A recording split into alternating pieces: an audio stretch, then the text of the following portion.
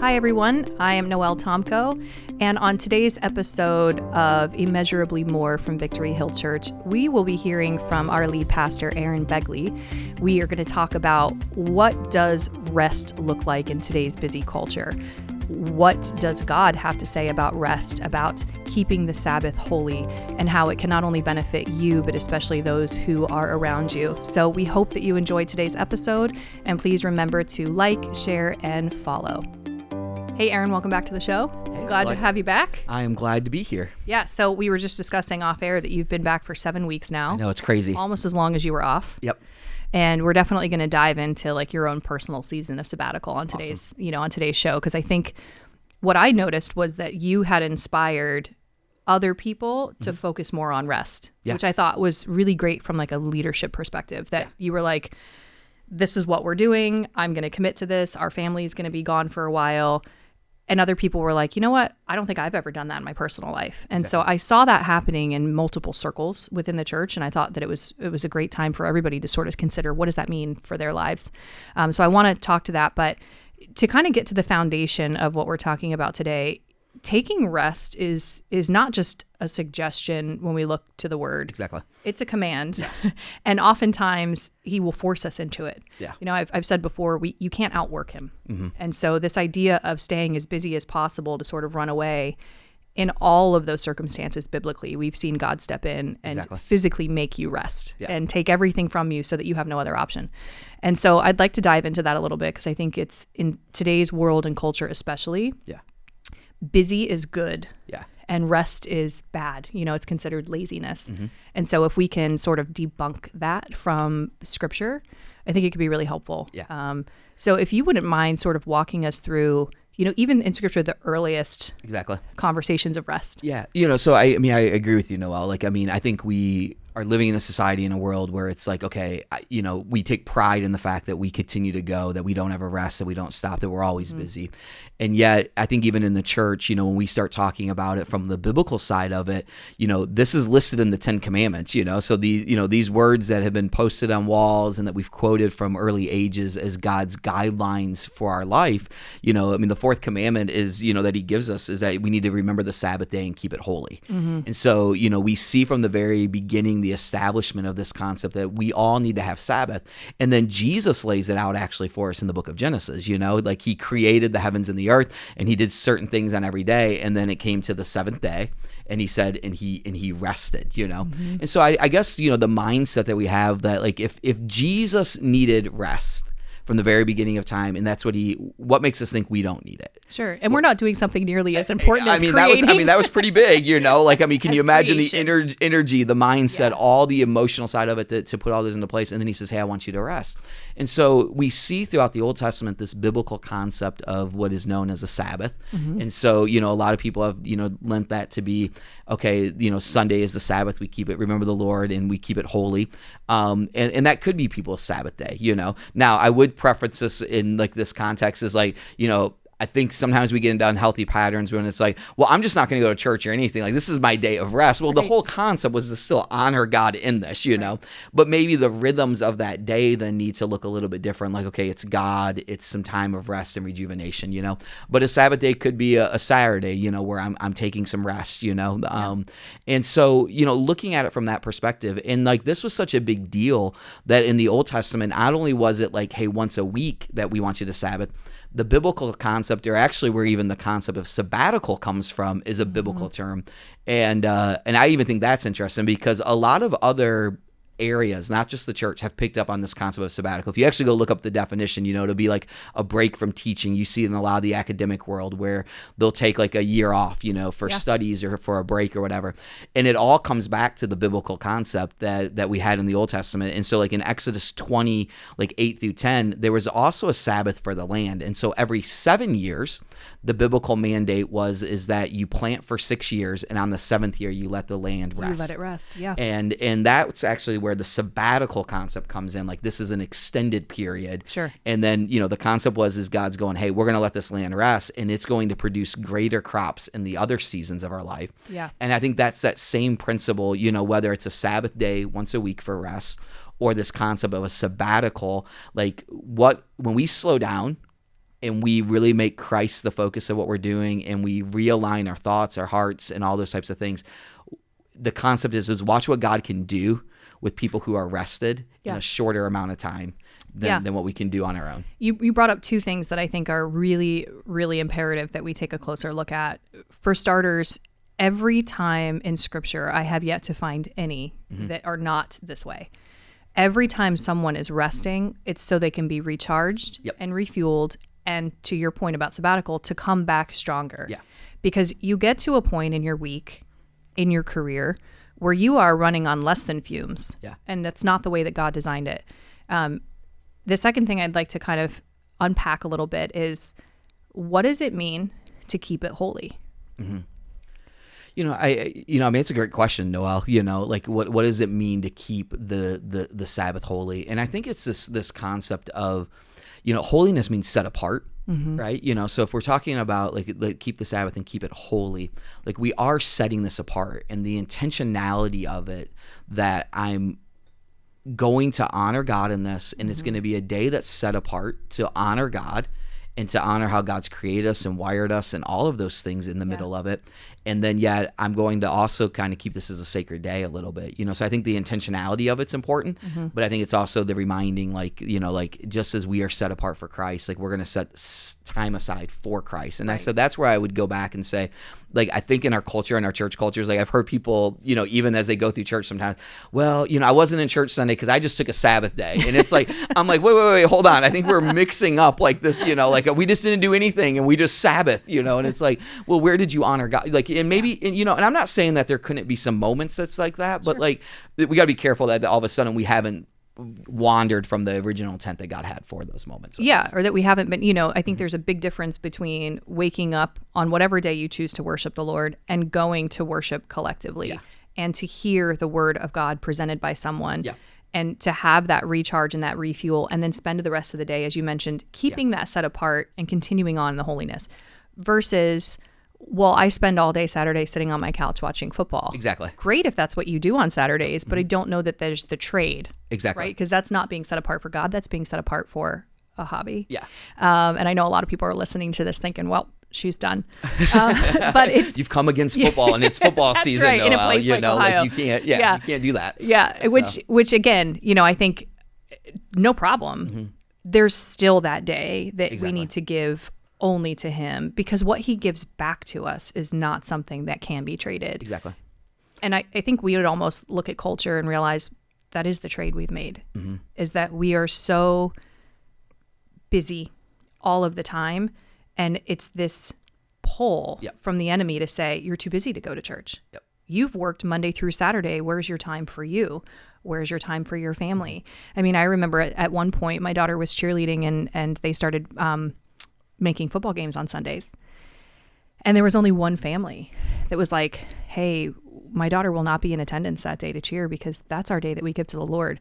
And I remember being so inspired and touched and convicted that as a follower, I wasn't the first to say, I won't be coaching on Sundays and my daughter won't be in attendance. And how I really had to let that conviction say, well, if this is the Sunday you're going to do, what's the day you're going to give me? Yeah. You can take it, but where's that day during the week that you're going to have to now sacrifice to get back to me? And so that was a big lesson on rest. Yeah. But the busier we get, I think sometimes we can also feel, for instance, but I'm doing it for the Lord. Well, that's great. But he's also not asking you to work yourself to death. Yeah. Because you can be serving God, but he still wants you to take a break. And I think, two things I would even say to that. I think, just coming from the, the ministry field, or even where I'm at, like in trying to figure some of these things out, because I'm not sitting here saying like, hey, I went on a sabbatical in 8 weeks and like, man, I got this all figured out and, I'm perfect on that. But I think that is the draw. That's the tendency, right? Like, so, working in a church, the things that we're doing are good things. And so it's so easy to get pulled into those things. And then they go, well, I don't need rest, or, hey, I can rest later, or, hey, these are good things to do. And I think it's the constant reminder, even for myself, is to look at the life of Christ, like, two things. Like, he knew when he was born, like he knew there was an ending to his life here, so he had 33 years here on this earth, right? And so he's the Son of God, has all these abilities to do these things. Everything he did was good. And he could have either looked at a situation and said, hey, there's an expiration date coming in 33 years. And he actually only did 3.5 years of public ministry. Right. Like I got work. I got 39 months or 42 months, to do all these things and accomplish all these goals. And yet, even when he knew there was an expiration coming, the Bible consistently talks about how he would do ministry and that he would withdraw to rest, to quiet places. We see it in the Gospel of Mark, I think Mark chapter 6, verse 31. It says he withdrew and he rested. Why?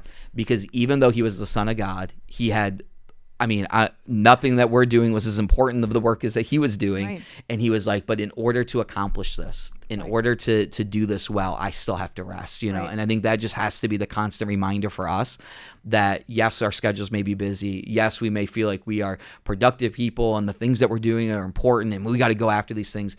But how do we get intentional about that rest, And so I think even for me coming out of this season again, it was just that reminder again, because I think it's very easy for me to get in the mindset, well, what we're doing is important. It's kingdom work and there's this and this, and we got to move all of these pieces of the puzzle. And you get into a rhythm. Yeah. You find a rhythm, whether it's inviting new people onto your staff and you finally get into a place and you don't want to stop. Yeah. You don't want to pause anything. And I think coming from a leadership perspective, it's a very hard thing to do, to feel like you're abandoning your people by leaving for an extended period of time, but staying committed to what you were called to do first and foremost as a believer. And to say, yeah, this is going to be difficult. For you, it was 5 years of being the lead pastor and 8 weeks sabbatical.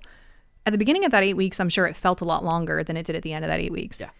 And your thought process on sabbatical before the 8 weeks was probably a little bit different than it was at the end. Very much. And I definitely want to hear about how that went. But I think from a leadership perspective, if you're the leader in your home, if you're the leader in your workplace, if we all lead in a different capacity, we have to be the ones who are humble enough to say yes to God when it feels really uncomfortable, because we're setting a precedent for other people to follow. And Jesus did that, and I think when we look at scripture, what I've always taken from that when people have rested is that that's when they hear from God the loudest, because everything else has been stilled. It's all been quieted, and he's not going to shout at us. The world is shouting all day long, all week long.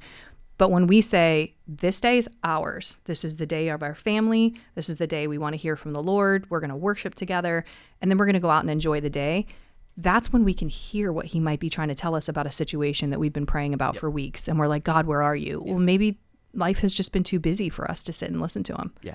And I think, the important thing to always remember, and you can fill in the blank, the best parenting, the best leading, the best decision making that you'll ever do in your life will always happen from a place of rest. That's true. And so when we're running and all those things, that's where we begin to see those things crumble a little bit in our life, And so, as whether you're leading in a place, a business or a workplace, or, parenting, family, whatever that is, your best decision making is going to come from a place of rest. And so if we believe that, then we know that we're better leaders, we're better parents, we're better fathers and mothers and employees and sons and daughters. Like when there's some rest in our life, And so I think that if we know that, then we know the importance of like, hey, I've got to do this, and it's not just then for me.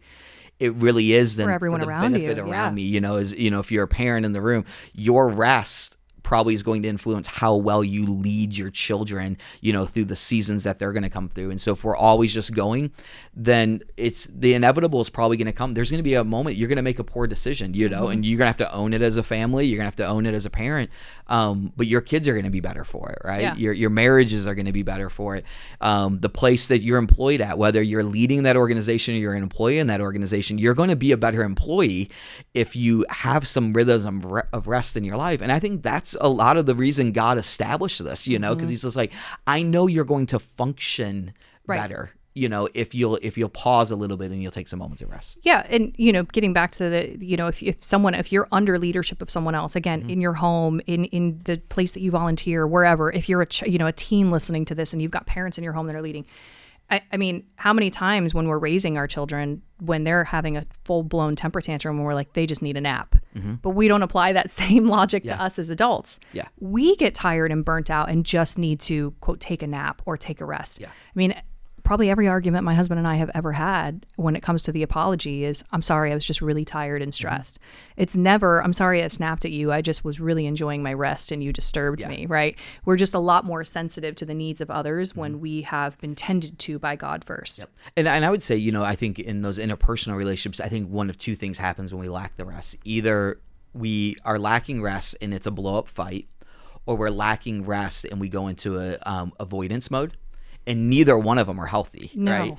Because, and sometimes the blow up fights have happened because we've avoided it. That's right. One always leads you to the other. And in our mindset, we're just so tired, and I would even say, if just being vulnerable or transparent, like even in leadership, as I was coming up onto that, there was moments that I could start seeing that a little bit, and those were probably the things that started signaling to me like, hey, you got to get some rest, because it was starting to get to a place where it's just like, I don't want to deal with that, and the not wanting to deal with it could have been like, hey, oh man, like that's going to cause this reaction to these things, and that's going to cause these things. And yet the unhealthy part becomes like, oh wow, like that didn't solve anything, and avoiding it didn't solve it. If anything, it just delayed the inevitable. And then someone becomes bitter. And it does. And then you see the other outcomes of it, and you may see it in the people that are around you. You may see it in different areas, And so, those are some of the reasons that it's just so important to go like, hey, I've got to pause and I've got to take those moments of rest. So if you're, someone comes to you as a pastor, as they often do, and they think you have the answers to everything. All the answers, right? And they say to you, yeah, I mean, our family has talked about having this rest day, but there are 7 of us in this household, and Aaron, we just don't have any idea how that's ever going to happen. Yeah. What are some like tangible? I would imagine the first thing that you tell them to do is to collectively pray, right? To pray and ask God where you can carve out this time to give to Him. And sometimes it's looking at your life and, using the proverbial term of like eating an elephant one bite at a time, right? Is looking at your life, looking at the calendar that all you see are times and dates of all these places you need to be, and carving it out one bite at a time. And before you know it, you have a whole day that if you ask the Lord to clear your schedule to give a day to Him, He's going to do it. Yeah. But beyond praying about that, what would be some tangible things that a family could do to sit down and say, we've got to find some time. Yeah. How do we do it? Yeah. I kind of wrote down, if I can maybe, some habits of rest, that I kind of have here that maybe I've kind of picked up through the sabbatical. I don't know if they're completely hashed out, is, maybe some good habits that people can start picking up that maybe will help lead them in that direction. And I think, the first thing I kind of wrote down was just simply this, like, we need to get to places that we rest before we're tired. So, like part of what I learned through, like, even for me through the sabbatical is like, how do I rest? How do I start having rest before I'm to the point of being tired? So if they're listening to this podcast today, like, you may already be in crisis mode. You might be like, it is past there, right? So I get that, right? And it's going to be a reset and starting to learn, like, how do I get some rest before I get to the place of that exhaustion, But then I think if we're already to that point, I think the first is what you just said. I think we have to be intentional with moments of rest. And so intentionality is going to help in the process, And so things that I've come back and even out of my sabbatical of going like, I'm looking at a calendar and going, where's the rhythms of rest? Like I know probably how I got to this place where I just felt like, okay, I'm tired. I've just got to have this break to be kind of reset. So how do we get intentional with that? And so I think it's having a plan. And rest looks different. I think we have this terminology like, okay, rest is just on a couch. And there may be days that's what it is, right? And I think for me, as I went into a sabbatical, and all I can do is talk a little bit about my experience, is I went in with what one concept of rest would be, and I think I came out with a whole different one, So what was it before? I think rest before probably was like, there's nothing and I'm just sitting here and, like, okay, I'm just taking a whole day and there's nothing, there's no distractions, there's none of that kind of stuff. Which for personalities like ours is not enticing. It isn't. Yeah. And I think honestly, when I went into the sabbatical, that was probably that was the most overwhelming feeling for me. I was like 8 weeks of this, and through conversations with some individuals who had went through some sabbaticals, with conversations with a Christian counselor that I see, we started forming a little bit different of a plan. And, and part of what rest provides you is an opportunity to reassess like where you're at and how God's wired you. So let me even say that in this, like that was a big part of it for me, is just like the realization, like I knew it, but when you get busy, you lose sight, I think, of those things, And so as I started beginning to understand, okay, God, how am I refreshed? like that's what's helping me in this next season that I'm walking into it, of going like, okay, I took a break. I'm understanding some key elements that I have to have in my life. Yeah, because you can't ignore the way that he created you. Like if you're wired to get refreshment in a certain way, it's not going to be restful if you ignore that. Completely, you know? And I think that was the one thing that is just, and I think I knew it about myself, but I lost sight of it because it was just, I'm busy. Like we just go on, you know? And so, you know, and little things that I learned in there. And I think there's 3 areas, and I'll talk to you about it here, but like, you know, for me, rest some days honestly was getting a project done. And like the projects that had built up around our house or our home, you know, I mean, little things like cleaning out a garage, you know, and I'm a all-in type person. So cleaning out a garage wasn't like an hour project, you know, it's like, you know, I'm going to spend like 12 hours at this, you know, and what I continue to remind myself about is that projects actually rejuvenate me when the project is done from beginning to end. Because it gives your mind a break. It gives my mind a break. And there would be days I could do a project and, you know, be going all day, and I would get to, you know, 8:00 at night, and I sit down and I'm like, I got energy. Like I feel like I could do something because I feel like I got something done. And part of that's just the way that God's wired me, you know? And so that really led me on this journey to go, okay, God, what are the things that I'm going to have to continually have in my life, you know? And so, you know, again, for me, like kind of some checkpoints I felt like maybe God showed me, or I discovered even about myself, was like things like this. Like I got to be driven by purpose, you know? And so when I'm walking into things or I'm engaged in things, what is the purpose behind it, you know? And obviously working in church, and I would say purpose for every single one of us probably should. Like I got to be driven by the life change that I see through the gospel of Jesus Christ in people's lives, you know, how I'm relationally seeing God do things in people's life, you know? So this is the purpose that drives me, but I'm motivated by the passion of it. So what areas do I have the passion in, and where is my cup getting refilled in that area of passion, you know? And so maybe you're listening and maybe you wouldn't think this, but there are things that I do in the church that I am extremely passionate about.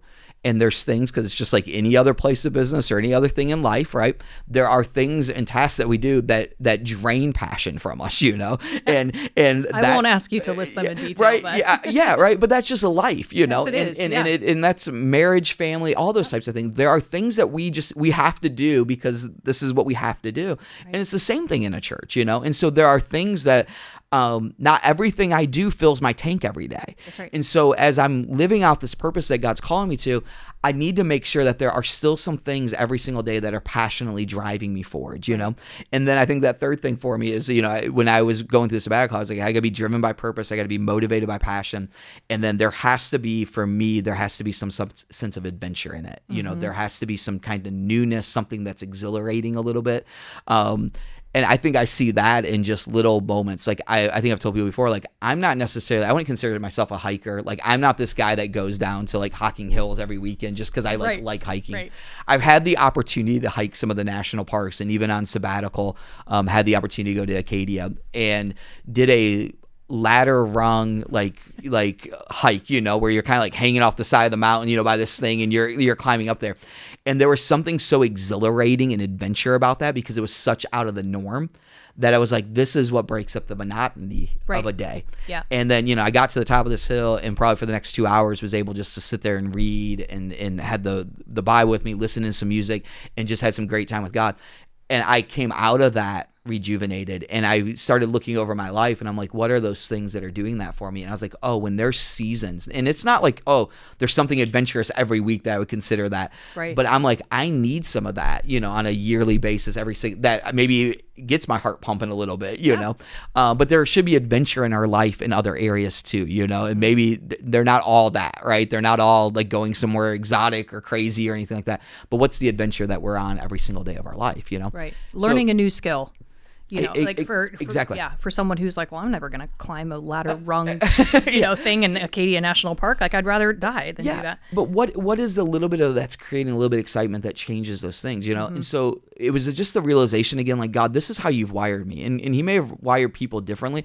I think all of us we need to have purpose. That's going to help us define some of those things. You know, we need something that's passionate in our life. And I think we need some adventure in all those areas, you know, because we have to understand that, like, our soul, our life, we use the picture of a bank account, right? There's deposits and additions. Right. And if they're all additions, what's depositing back into us and what's refilling us in those areas? Yeah. And his creation is so unfathomable that we could seek knowledge about him and ourselves every day of our life and still not get to the bottom of it, right?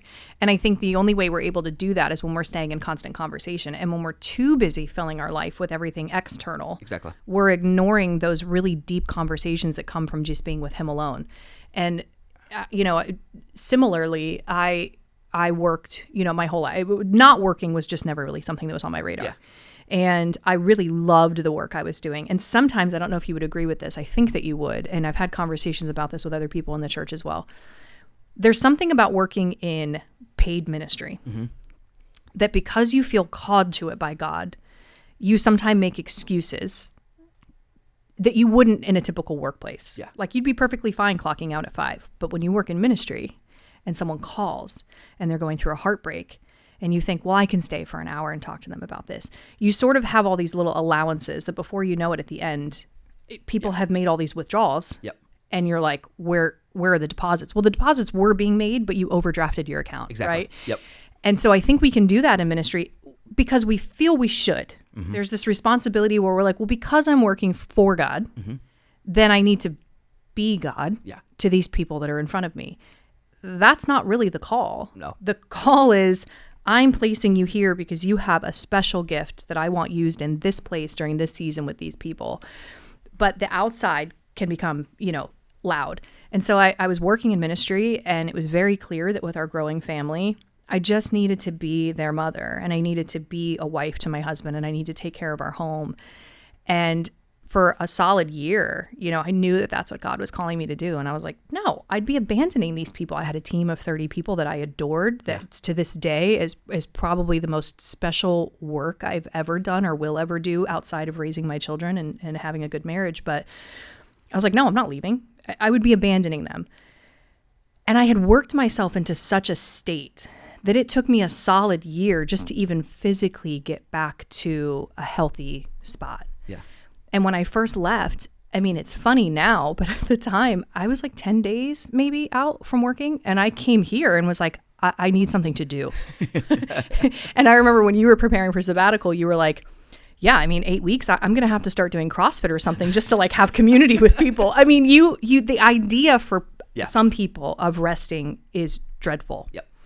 But it in turn is, I've never had someone say, well, I took this rest and I regret it. It's always been, I learned something in this season that I never would have gotten if I had avoided that. And so you have shared what kind of you were thinking of sabbatical at the beginning, coming out of that 8 weeks, which was no contact. I mean, it wasn't like you were just seeing everyone outside and your life in every other way was carrying on as normal. This was a big change for you and your family.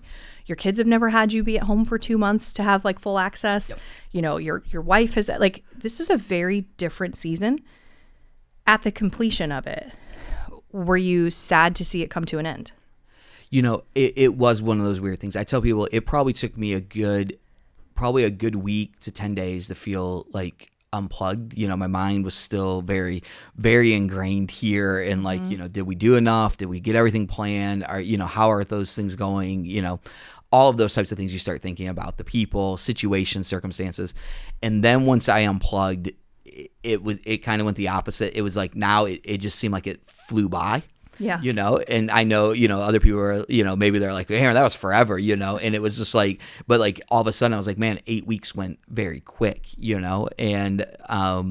and it was good. I mean, there was things though that, same thing even to my kids sometimes. There's things they're like, Dad, can we do? I was like, oh, I'm going to be off 8 weeks. We can do that, And I'm like, I still owe them a few things, like we didn't, because like, but we spent a lot of time together. It was different for the kids, like I'm going back and I'm like, okay, Dad's going back to work. You're not going to see him as much as you have, and I think they started to get adjusted to those things, but then it's kind of coming back out of it and going like, hey, how do we continue to at least have some of these rhythms and how do we develop these into our life a lot better? And, and I get like people watching or listening, I fully understand like this was a gift into my life, and that most people that are listening or watching, they were like, oh, well, if we had 8 weeks off, well, we could, that would be awesome. But, there's no chance that happens for us, and where we're at.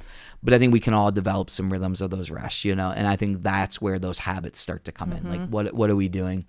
And, I think I started giving them to you, like what I've learned even in those habits, like for me now, the markers that I'm looking at is, okay, so how do I rest before I'm to that point of like just exhaustion, Right. like where I'm just like, it's becoming difficult again. So rest before I'm tired, be intentional with moments of rest, so I'm going to dictate the schedule and not allow the schedule to dictate my life, And so those are things that I'm trying to implement. And I'll be honest, there's days that aren't as easy because, like you said, ministry, it's so easy to look at everything and go, they're all good things, like people are asking you to do something. And that like, they're all the same level of importance when they're not. Yeah. Oh, I mean, if I say, that's a good thing. Oh, that's a good thing. That's a good thing. So how do we kind of do that, And so it's like, have a plan, So I would just even say for those regular routines, or what is your plan for it?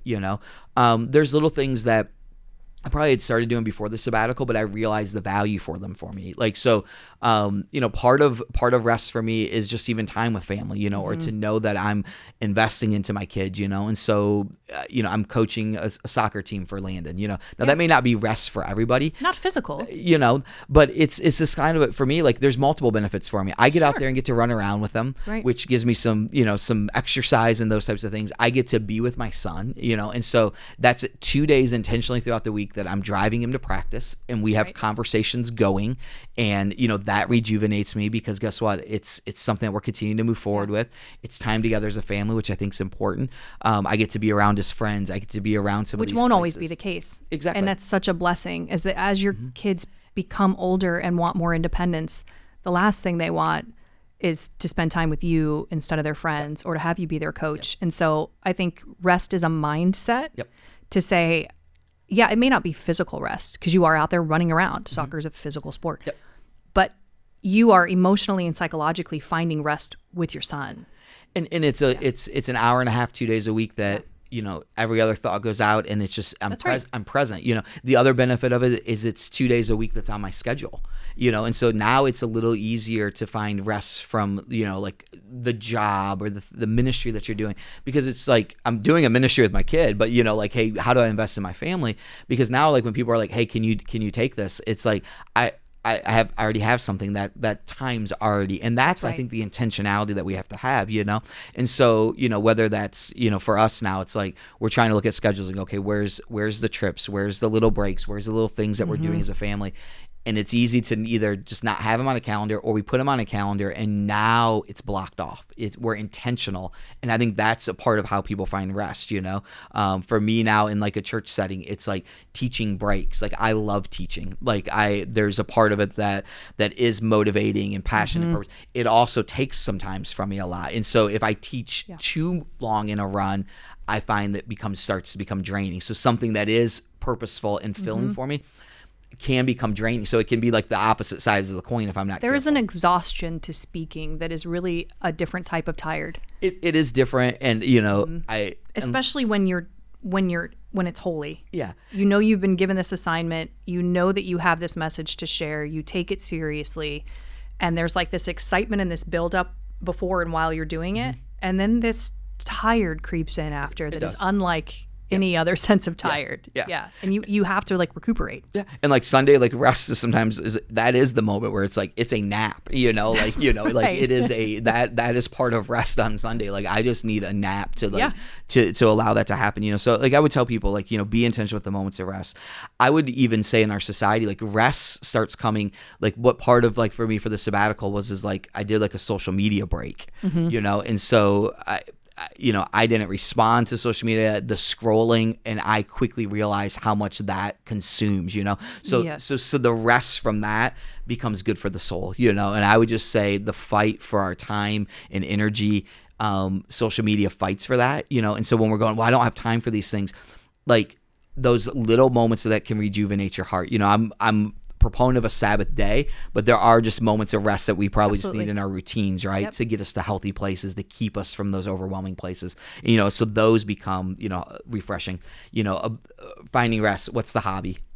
Like what is a hobby that you enjoy doing? What is something that you are developing? I don't know. We were talking before, like golf has become a little bit of that for me. Like I'm competitive. I enjoy competition. I enjoy sports, and it's one of those things that I can do. And sometimes that looks like going out and golfing by myself, and sometimes that looks like going out with somebody and golfing with them.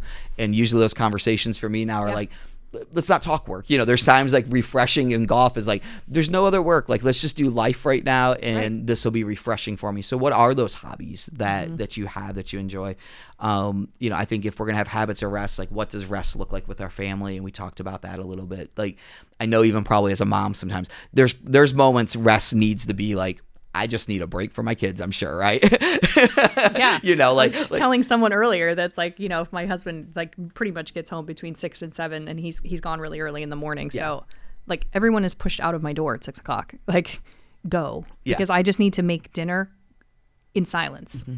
Because you have so many voices throughout the day, and the social media thing is huge because and I'm surrounded by a lot of mothers, and I'm surrounded by a lot of mothers of young children who are typically louder and more rambunctious and a little less easy to control. Mm-hmm. And how many times I hear and have said myself, before I know it, I've been scrolling for 2 hours and I don't even remember anything I looked at. Mm-hmm. And I think it drives us to social media in this season because we feel like it's a timeout, even though it's really not, because we're just trading the noise. And it's why they call it doom scrolling, because it's not good. I mean, it gets you into a place of just feeling dreadful. Yep. People yelling at you all the time. You have people arguing all the time. You're seeing all these differing views. It just gets you in a really negative headspace. But one thing that, we've talked about in our circles is when it comes to rest, so many times you have to verbalize that you need it. Mm-hmm. And you have to be really selfish with taking it to say, this is a non-negotiable. Mm-hmm. I have to have this time in order to be good for you. Yeah. Like my husband knows that like once a week, I have to either go somewhere by myself or I need him to take people somewhere so I can be alone. Now, that's not me checking into a hotel and ordering room service for 24 hours. Yeah. That's unrealistic. Yeah. But he goes and does the grocery shopping one morning and it gives me an hour to 2 hours so that when they come back, I'm in a better place. I've had that silence, or, it can be me just driving somewhere and listening to a podcast and just having an adult voice versus screaming toddlers, you know? Yeah. But I think boundaries is a huge part of rest. Mm-hmm. and telling people, hey, we as a family are going to be unavailable on, like, I'm just saying this day because it's easy, Sundays. Yeah. That's our day to be together. And unless it's urgent, we're really not going to be there for communication. Yep. And that sets that boundary for other people, like a mark on a calendar to say, that's a day we've already made clear to everyone, we're not free. Yeah. And everyone has a moment within their week to tell other people, I'm not free. Mm-hmm. I'm taking this and I need you to respect that. But I think we sometimes can feel like that's rude. Yeah. Or, what if they need me? Well, but if they really need you, like, you'll find out because it'll be an emergency. And if not, they'll wait until you are available. Yeah. I think we just need to get a little bit more realistic with, I have a limited amount of time and I have to give it to the Lord and I have to give it to my husband and I have to give it to my kids. And then I'm free to give it to everybody else. But we really do live in a time where I think we feel like we not only can do it all, but that we should be doing it all. Yeah. And that's a really dangerous place to be. And this past Sunday, you preached in an unrelated topic, but I thought it was very relevant to this, where you had said, where your thoughts go, the body follows. Mm-hmm. And if your thoughts are constantly consumed with busyness, that's the direction you're going to go. Yep. So if you consume your thoughts with rest, your body's going to be chasing rest. Yep. And I think just getting into that frame of mind can also be helpful. Yep. And the last thing I would say is, as we talk about those things that obviously, as believers and followers, I would just always urge, like, times with God are our best moments of rest. Mm-hmm. What I'm learning, maybe this is how I'm wired, but I mean, what do those moments look like?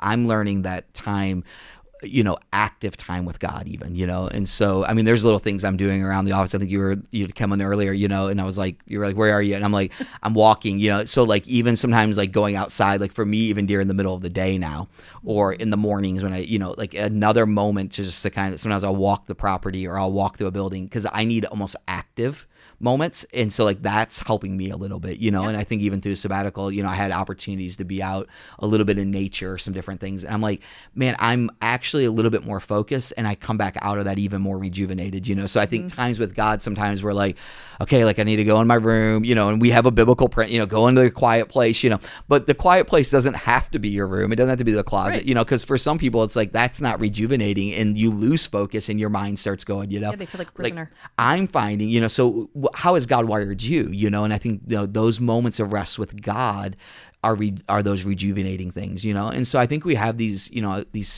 I would say maybe these areas, right? God has commanded us to want to keep the Sabbath, keep it holy, right?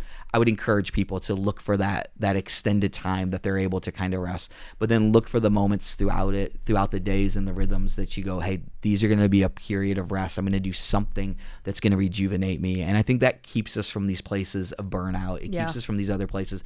And at the end of the day, that's going to keep us, if we're going to God for rest, it's going to keep our relationship with God stronger. We're going to make better decisions as parents, as leaders, and all these types of things, because we're operating from this place of rest, and we're actually then operating from the place that God's created us from. And then that's what it all comes down to. God's principles work, and so we can try to change them. We can try to say, well, if I go 7 days and I go hard, like I'm going to get more done. I think you will find out at the end of the day that you can run those 7 days and go hard. You will still not accomplish as much if you honor God's principles. And what's the quality of your output, right? I mean, you could work 7 days straight, but it could be really cruddy work. Yeah. Or you could work 5 days and it could be excellent, And so really what is it that you're trying to achieve? Yeah.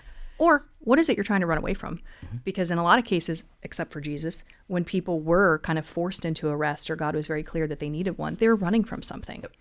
And I think that's what we do is the busyness is a means to run from something. And sometimes that something is a conversation with God, he wants that you don't want to have. Exactly. And he will put you into the belly of a fish if he needs to. And I don't want to be in the belly of a fish. Exactly. I want to be so attuned to God's voice that when he says, hey, we need to talk, I'm like, I'm ready. Yep. And so I think that's really the goal here is to, as you mentioned, finding moments of rest. So even if it's resting before you respond to someone, that's a moment of rest. Yep. To say, okay, I know what I want to say, but what does God want me to say? And if my family's listening to this, they're probably laughing because they're like, yeah, do that. Yeah. But that's the nature of being a human being, is to say, hey, this is the way I have been doing things and it's not working. God, what would you have me do? And just staying still long enough to hear what he has to say. Exactly. So I appreciate you being on and sharing. I mean, we're obviously happy to have you back. It's clearly unrealistic for you to take an 8-week sabbatical every year. Yep. But what it taught you about rest, I know, is going to carry over to not only your family, but the people here in this church, your friends, and just how do we find those moments throughout the week and not just look for an 8-week period every 5 years. Exactly.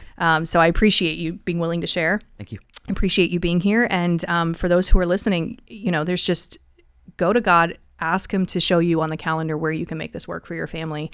And he will, because as you said, his principles work, but beyond that, they're good. Yep. It's not a punishment to rest. Exactly. It's good and it's for you. Yep. So yeah, we appreciate you. Thank you. Awesome. Thanks for having me. Yeah.